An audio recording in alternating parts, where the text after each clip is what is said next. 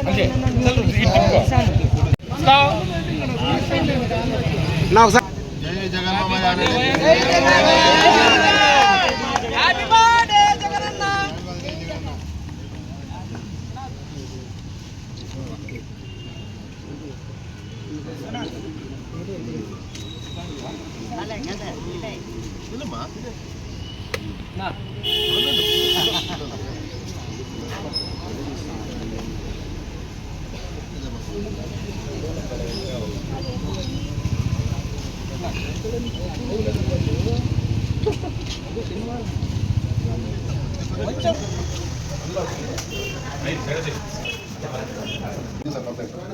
మీడియాలో దారుణంగా మా నాయకుడి మీద మాజీ మంత్రులు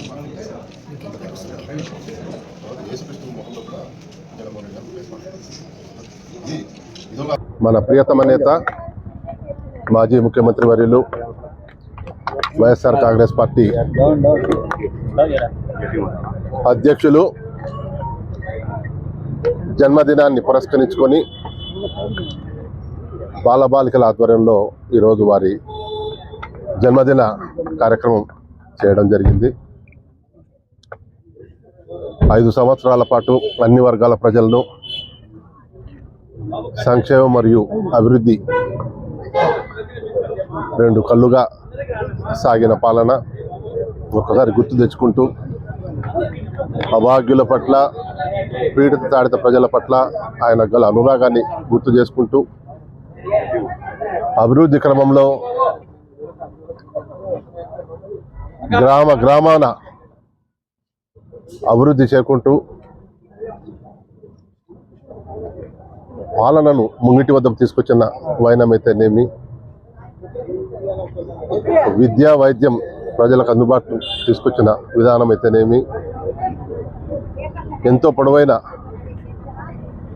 సాగర ప్రాంతం కలిగిన రాష్ట్రంలో వివిధ పోర్ట్ల నిర్మాణం కావచ్చు,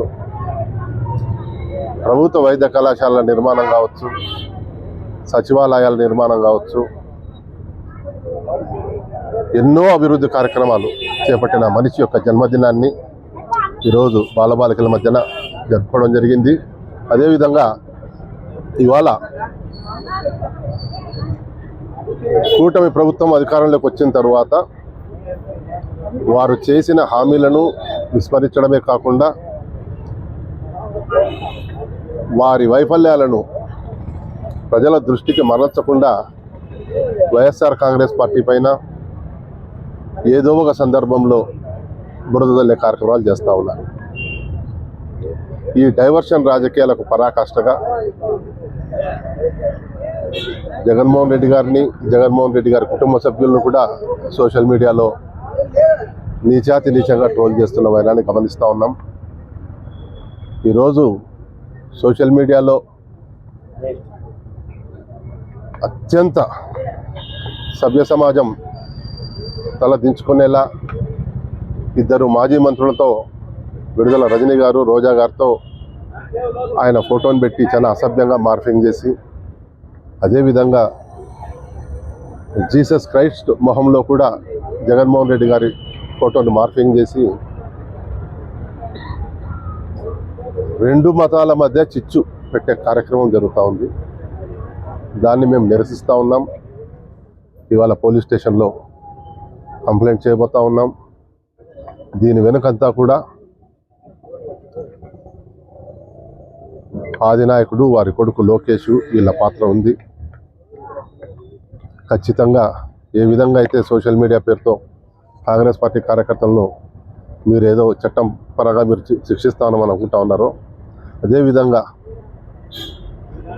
మేము ఏదైతే ఇప్పుడు ఈరోజు కంప్లైంట్ చేయబోతున్నామో దాని మీద కూడా మీరు చర్యలు తీసుకోవాలని చెప్పి కోరుకుంటా ఉన్నాం. ప్రభుత్వాలు వస్తాయి పోతాయి, పోలీస్ డిపార్ట్మెంట్ మాత్రం శాశ్వతంగా ఉండేది. కొన్ని విలువలతో కూడిన అధికారులు ఎంతోమంది పనిచేసినారు. ఆ ప్రతిష్టను మేము కాపాడుకోమని కోరుతా ఉన్నాం. ఈరోజు మేము చేయబోయే ఈ కంప్లైంట్ పట్ల మీరు విచారణ జరిపించి తగు చర్యలు తీసుకోవాల్సిందిగా పోలీసు ఉన్నతాధికారులు కోరుతా ఉన్నాం.